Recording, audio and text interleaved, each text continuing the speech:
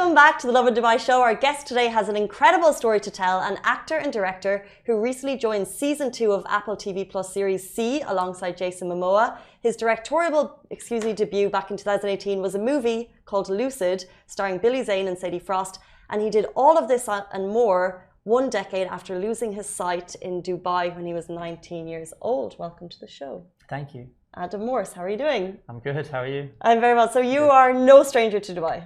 No, Dubai is my home from home. It's somewhere, that I've been coming since 1997. My family have been here for 50 years. It's, dear to my heart. I love it here. And what brings you here this time? I'm here for GITEX. I've been invited to come as a speaker and talk at the conference about being an entrepreneur in the film industry, starting my own production company, and doing what I do. Interesting. So right before the show, we just had the usual chat. Adam asked me how long I'd been in Dubai, and then you mentioned that you had family here for 50 years. And then you broke into the story about your first ever role as a runner on a movie here in Dubai, and it kind of just gave all of us a little chill. Can you go back to that, working with your family member and that role in that movie? Sure, yeah. So I was here in 2009 working on City of Life, which was directed by my cousin, Ali Mustafa. And I think, if you didn't know, Ali's, mother and my mother are sisters.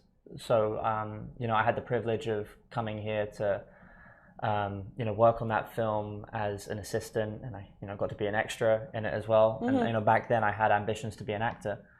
Of course, being the director's cousin, I had the luxury of being able to shadow him and learn,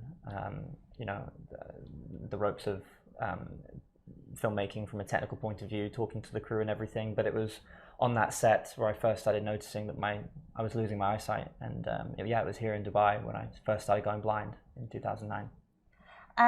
When you say it, like, how rare is that for you to lose your eyesight? I know that your brother has the same condition.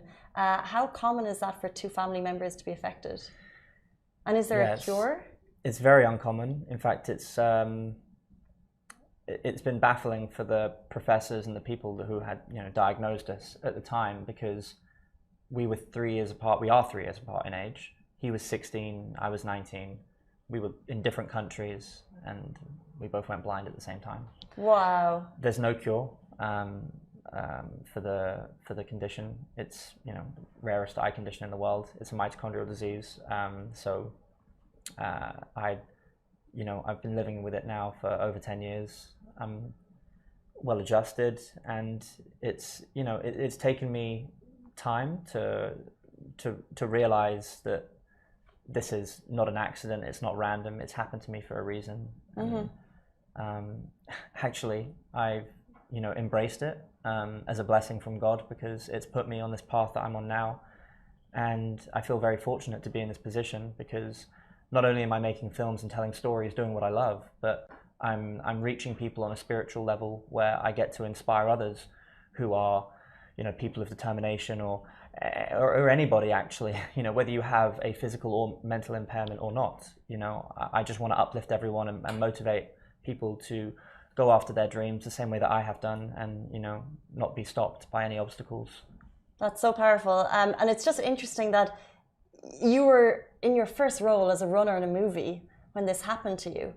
So I guess you kind of probably saw the shining lights of the movie career. Yeah. How did you kind of readjust your path to continue and a decade later be directing a movie that Billy Zane is in it? Like, how did that even come about? It's incredible.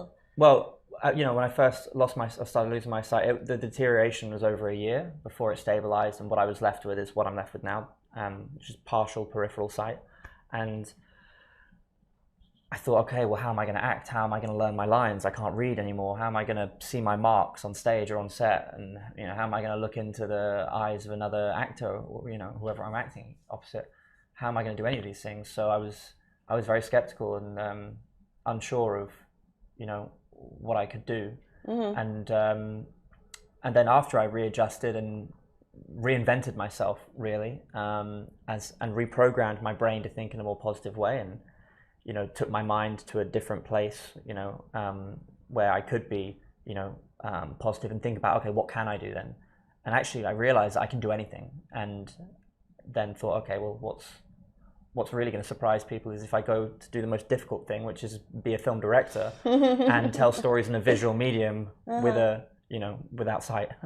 Is it true Billy Zane didn't know that you were partially blind? No one knew? No, the investors, almost all the crew and cast, no one knew.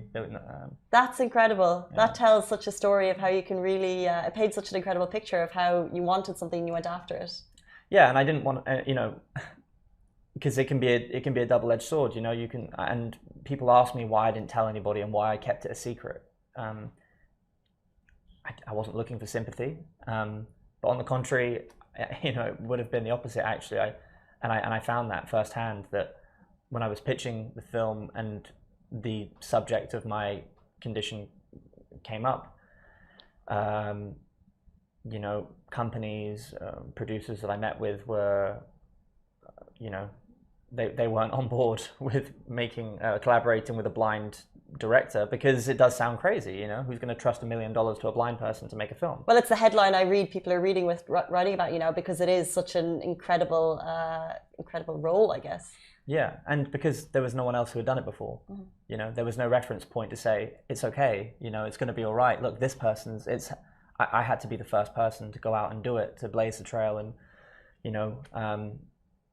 give the example to other people, and lead by example to show that it is possible, and that's why I refer to myself as differently abled, not disabled, because as an artist I can still deliver, and I've proven that I can deliver and make films. I just have a different process.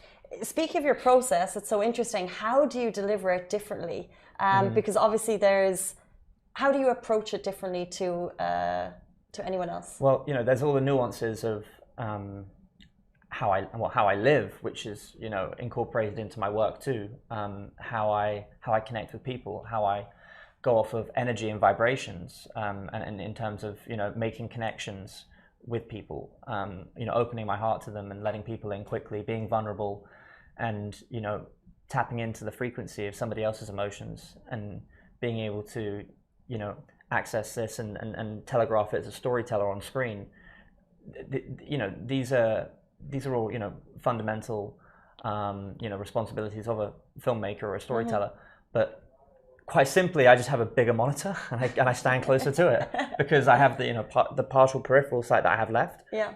I use that to direct the camera, direct the actors, frame the shot. My nose is basically touching the glass of like my 60-inch screen, and you would have thought that had been the giveaway, that the director's blind, getting that close to it. But everyone just they thought I had an amazing attention to detail, and it was like a new wave style of directing, and it is a new wave style of directing for me, but it's the only way I can work, obviously. So.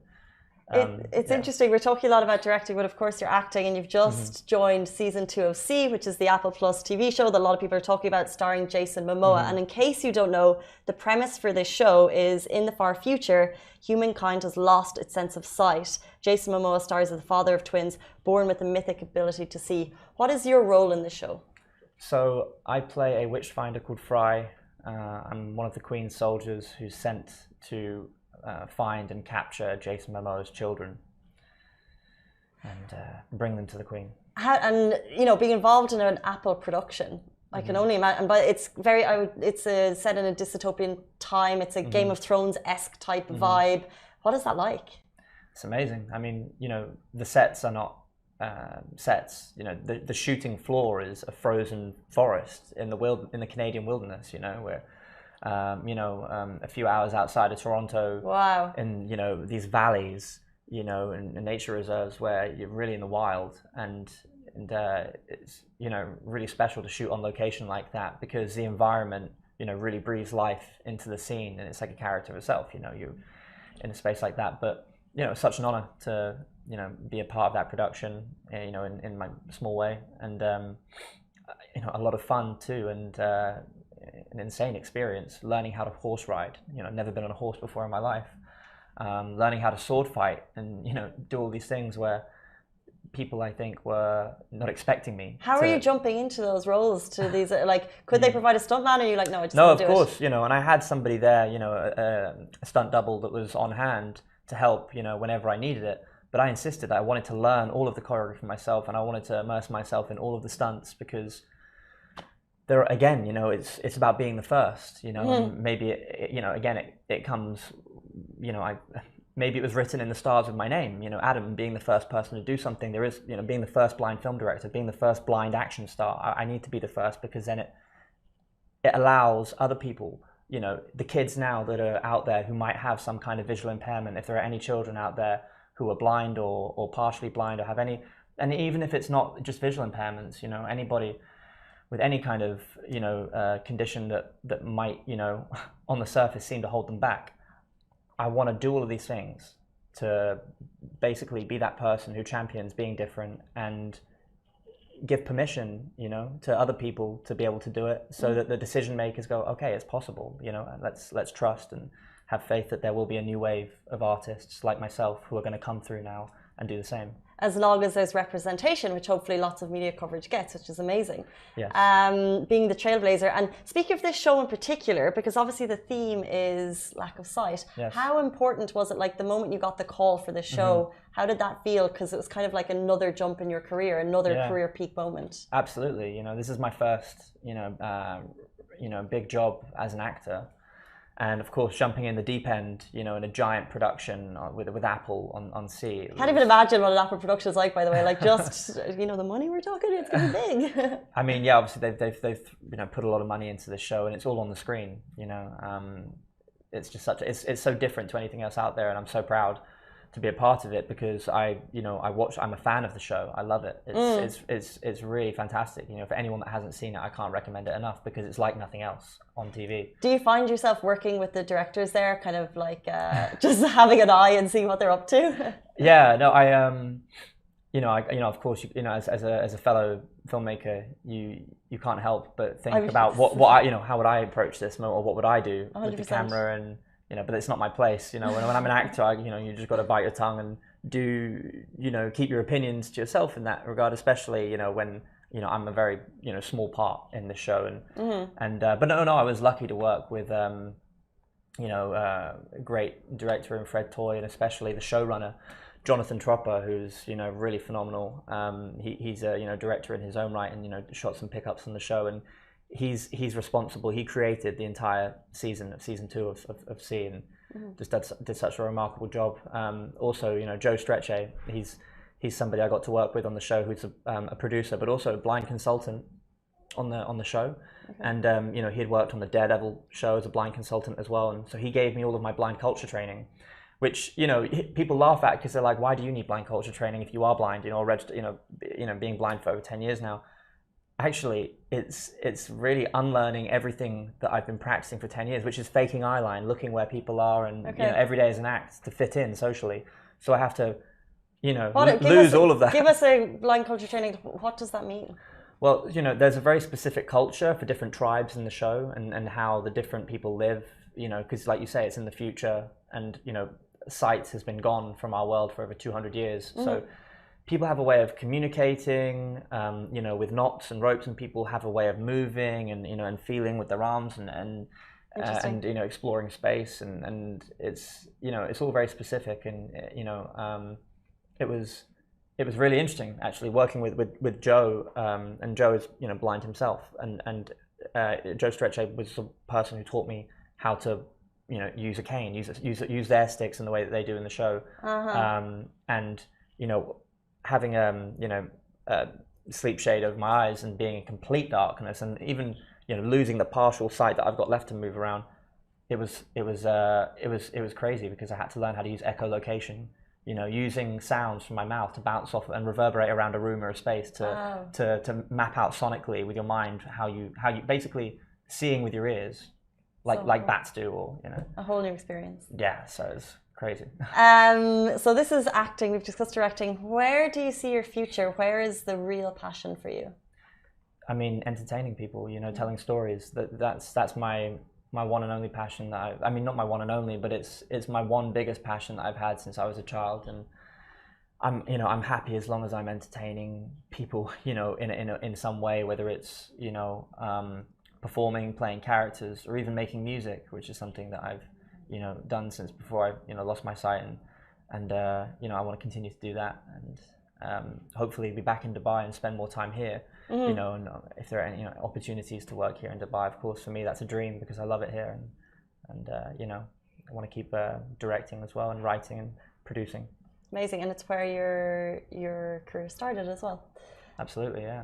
Guys, that was Adam Morse, who's in town for just a short time, London-based, but his career so far is truly incredible. If they want to find you, if they'd like to reach out to you, what's the best way that they can do that? Sure, on Instagram, just search my name, Adam Morse. Handles the Morse Force, so please feel free to connect. I'm always happy to, connect with people, and that's, why I love doing what I do, is because it's all about, working with people and meeting new people. I really love what you're doing, just in terms of how you kind of showed how important representation is. Thank you. For everyone, and I think as media, people see how it's more important for a diverse kind of people to be shared. Thank you so much for your time. I really appreciate it. Bless you. And we're back every single weekday morning, same time, same place. Stay safe, wash your hands.